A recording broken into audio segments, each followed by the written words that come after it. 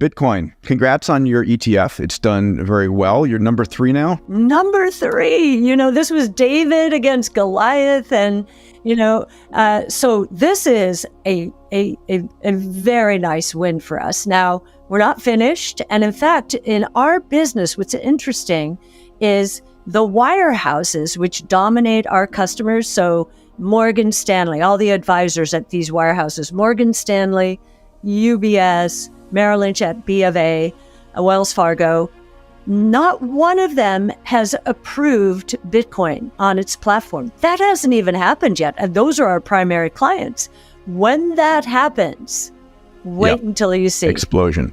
In the institutions coming on, and then governments following.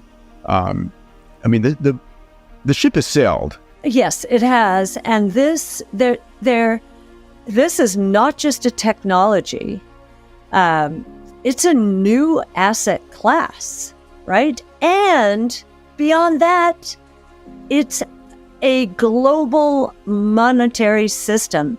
It is the first global, private, meaning no government oversight, digital and decentralized, rules-based. That's the most important word here. Rules-based monetary system in history.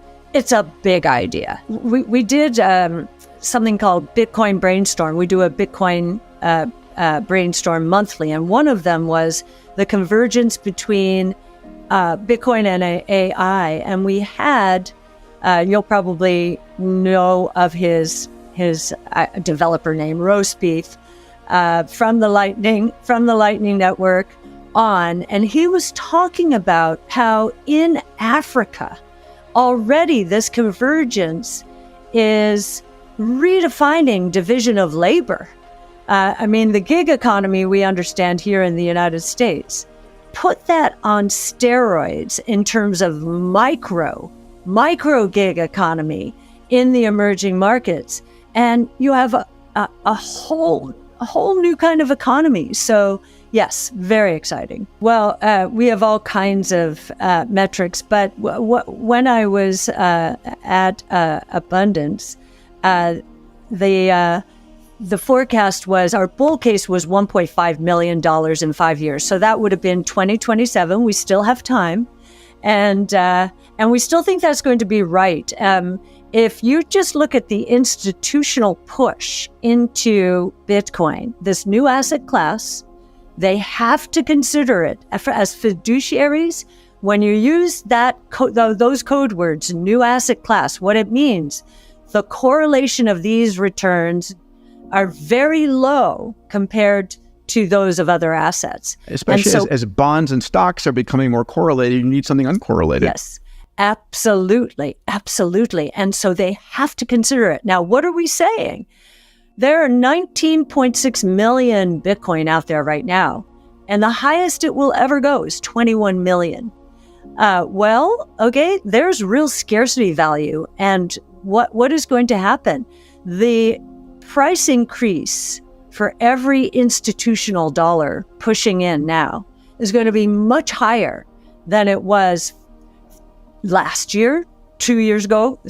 It's, we're going to get into, if these institutions really want to own it, what I found fascinating recently, just learned it this morning, is typically when you go through a price move, a Bitcoin price move to the upside, you usually see long-term holders, which is a metric we monitor. It's an on-chain analytics metric.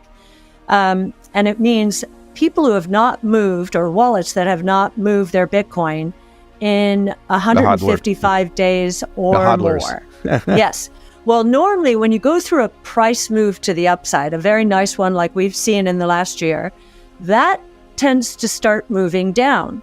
And it did that, true to form, but it has reversed in recent days because what we learned is GBTC sold some of its Bitcoin. So those wallets hadn't been changed in a long time, right? Now that is done, at least for the time being.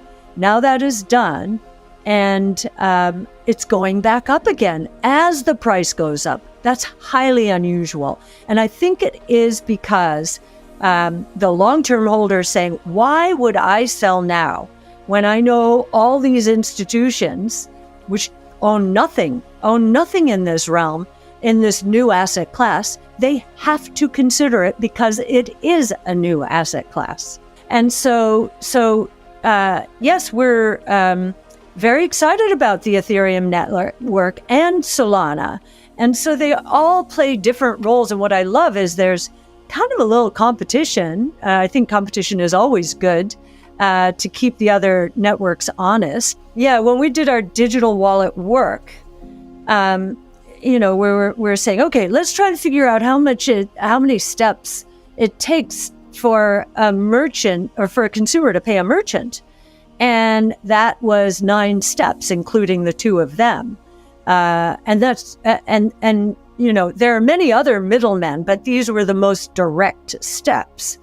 And that is a 2 to 4% tax on every purchase in the world if you're using intermediaries, credit cards, and so forth. So just think about that. Cutting, that tax rate dramatically is going to increase access dramatically. Yes. And so here is the question there that we're getting all the time. Is this a bubble?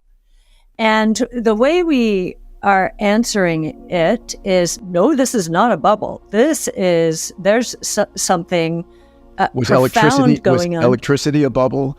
Exactly, exactly. Now, is there too much capital chasing the same thing? That could be. I can tell you, we've had and the headlines. I'm not saying anything that you don't know, but we have been pulling away from NVIDIA mostly because we see how well understood that story is, and it is. And all praise to Jensen Huang and his incredible team. They have done so much of the heavy lifting as we've evolved to this level. Now, however, the companies in our portfolio that are hugely undervalued and not recognized for what AI is going to enable are those with deep domain expertise, and especially in one of your favorite areas, Peter, the multi-omics space. So deep domain expertise, AI expertise, take this seriously. This is going to determine winners and losers, good distribution, whether alone or with partners. And then finally, most important, harnessing that proprietary data that a company has that nobody else has. So here's how much $1,000 in Bitcoin will be worth if Cathie Wood's Bitcoin prediction is correct. ARK Invest, which is led by Cathie Wood, has quickly grown into one of the largest asset managers in the world since launching in 2014, and the firm emphasizes investing in technology, offering a variety of exchange-traded funds centered around innovative firms. Most recently, ARK teamed up with 21 Shares to launch a spot Bitcoin ETF, ARK 21 Shares Bitcoin ETF. And this ETF has performed extremely well, attracting more than $3 billion in assets under management in less than 3 months. With that kind of success, Cathie Wood's opinion on Bitcoin has received a lot of attention. She also noted that Bitcoin could go as high as $3.8 million. With this institutional green light that the SEC has provided, kicking and screaming though it did, the analysis we have done is that if institutional investors were to allocate a little more than 5% of their portfolios in Bitcoin, as we think they will over time as Bitcoin becomes more and more mainstream, that alone would add $2.3 million to the projection on Bitcoin that I just gave you, is what Cathie Wood said. Cathie Wood's previous prediction also came in Jan when she stated that Bitcoin could go as high as $1.5 million by 2030, noting that the probability of the bull case has increased with the SEC approval. This is a green light. Cathie Wood's original projection was that Bitcoin could reach $1 million by 2030 2030, which she gave before the approval of spot Bitcoin ETFs, and the approval bumped Cathie Wood's projection up to 1.5 million, and the success of the ETFs bumped the prediction even higher to $3.8 million.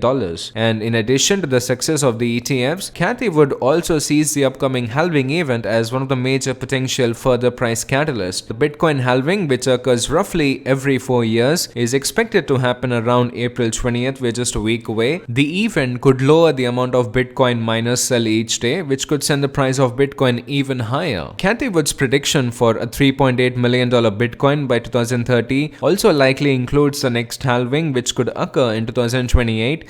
And looking at Bitcoin's price history, halving typically precedes higher highs followed by higher lows. So if Bitcoin continues this pattern into 2030, the price could peak around 2029 or 2030, after which happens a small correction. And if Cathie Wood is correct though, and Bitcoin reaches $3.8 million, this could be a massive amount which everyone would miss out if you don't invest in Bitcoin. So if you invest $1,000 in Bitcoin now, even now a lot of people think it's too late, but even if you invest $1,000 in Bitcoin today, it could be worth around $54,000 in 2030. This would result in a compounded annual growth rate of nearly 95% over a period of 7 years. While this prediction is extremely bullish and very optimistic, and some might even say it's wishful thinking, but the previous 13-year compounded annual growth rate on Bitcoin is well over 130%, so it's not entirely out of the question. However, as Cathie Wood stated, it will likely require huge amounts of institutional investments and big firms allocating 5% of their funds to their portfolios, which certainly will take time. Cathie Wood just increased her long-term price target for Bitcoin by a mind-boggling amount. Cathie Wood, the head of ARK Investment Management, which operates 14 ETFs, mostly focused on technological innovations which would change the world in some capacity, the companies that likely have a return of 100x. These are mostly the type of companies Cathie Wood likes to place her bets on, but these are also the companies which only 1 out of 100 would succeed. So Cathie Wood's had a rough 2 to 3 years, so to say, but in 2023 she's recovered a lot of money she lost in 2022, and right now ARK Innovation is extremely bullish on the world's largest cryptocurrency, which is Bitcoin, and the firm's official research implies that the coin could deliver a gain of 2000% by 2030. But Cathie Wood herself just came out with a new price target that points to a potential upside of more than 5300%. Even right now, Bitcoin is trading near its all-time high, and investors are as enthusiastic about its prospects as ever. But is Cathie Wood's forecast realistic? One of the main reasons Cathie Wood's prediction might come true is Bitcoin is often discussed as a replacement for traditional money and currency. It is not governed by any person or institution, so sky is the limit for as high as Bitcoin can go. And the blockchain upon which it is built is an accurate and transparent system of record, but its price is incredibly volatile. Bitcoin lost almost 65% of its value in 2022, and since it has gained around 325% from its low point that year. So will people be willing to bet on something which is so highly volatile that it can crumble down 65% of its value in 1 year, then stay stable for another year, and then suddenly go up 325% in a year? As a result, it's too unpredictable to become a means of exchange for most consumers and businesses. So that's it guys from here today. Thank you so much for watching. Please subscribe and do hit the like button.